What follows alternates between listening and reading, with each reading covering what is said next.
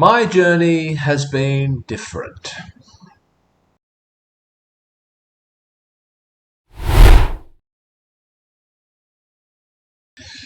People turn to God for a whole range of reasons. Often, of course, it's in time of great need when they feel that their own resources are inadequate. If you look at the Alcoholics Anonymous 12 steps, the second step is acknowledging a higher power outside yourself to give you support. There are plenty of people who are willing to give their testimony about how God helped them through a difficult time. I would prefer to say how faith in God or belief in God helped them through those times.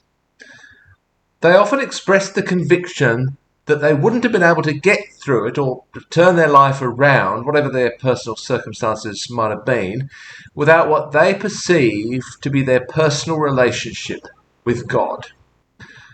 Of course, when people say this kind of thing, arguments about the existence of God become irrelevant. That's all at the academic level rather than at the emotional and experiential level.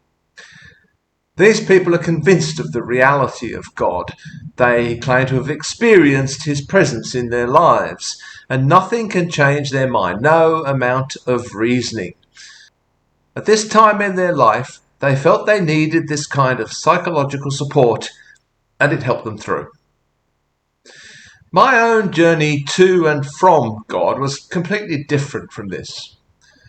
I recognise that I'm something of an outlier in this regard. I was never seeking personal assistance or personal support or even salvation. I was never seeking any kind of personal relationship with God. I was looking for meaning. I was looking for a framework through which to understand the world and my place in it.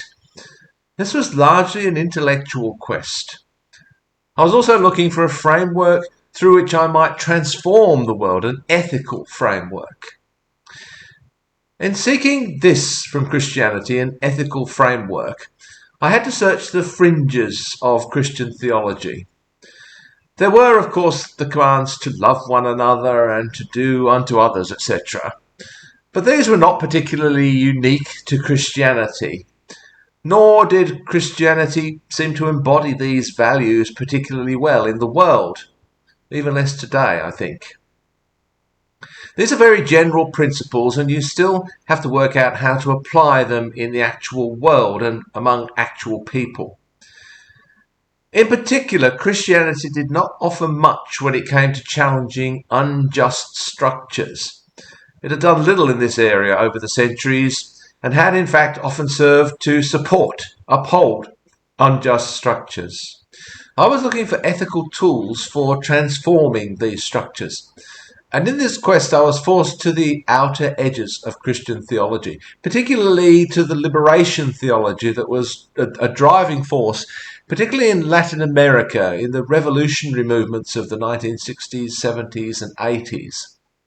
This was radically political theology, which drew as much inspiration from Marxist philosophy as from the Bible and the Christian tradition. At every age of Christianity, theology is always drawn upon the ideas of whatever philosophy happened to be in vogue at the time in order to frame its beliefs and communicate them to others. So why not Marxism? Attempting to base an ethical system on the Bible or the Christian tradition is always necessarily selective. You pick a theme which you regard as central to the Christian message and run with that as your guiding principle. Inevitably, you have to ignore some aspects of the tradition or radically reinterpret them if you're not actually brave enough to just outright reject them.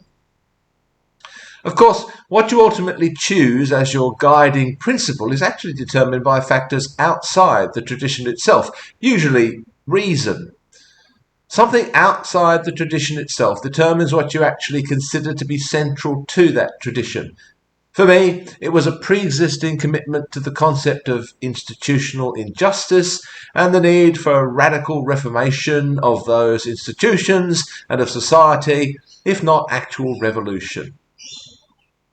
So, naturally, along with the liberation theologians, I found stories, themes, and ideas within the Bible and within the Christian tradition that would support these pre existing ideas. This is what everybody does, whether they care to admit it or not. Ultimately, of course, I didn't need those elements from the tradition. The ethics were basically already there. This just confirmed ideas and convictions that I already held. For a while, this support was helpful. But actually, what happened for me was that these weapons were turned upon the institutions and traditions of Christianity itself. They were often the cause of that for which I was seeking a cure. I also realized after a while that meaning was never something I would find ready-made out there, but only something that I could create. There were times when I was in theological training and subsequently when I was working as a priest when I became very, very depressed, as was the case both before and since, incidentally. Belief in God never gave me any personal solace, but I don't think I ever expected it to, and it wasn't my reason for seeking out God in the first place. For others, I realise that this is not the case. Many, if not most people, I guess, are seeking personal support and solace from a being that they perceive to be loving and caring. Let's be honest and acknowledge that this is a parental figure.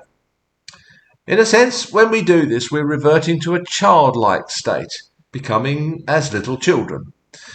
We're looking towards a time when we felt loved and protected and supported, assuming we're among those lucky enough to have been brought up in such an environment. I get it.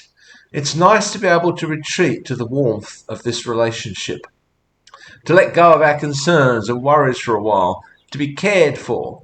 And for some, this people gives them the strength they need to get through whatever challenge they're facing at the moment. I would say, though, that the strength you find in that situation comes from two sources, neither of which is actually God. First of all, this strength comes from those around you who are actually providing you with this love, this support, and safe place to be, if you're lucky enough to have such people at such times. Thank them. Secondly, it comes from within yourself. It might not feel that way.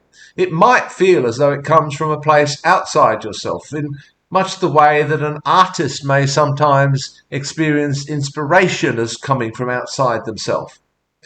But it is actually coming from within you. That is the actual source of the strength that you're drawing on.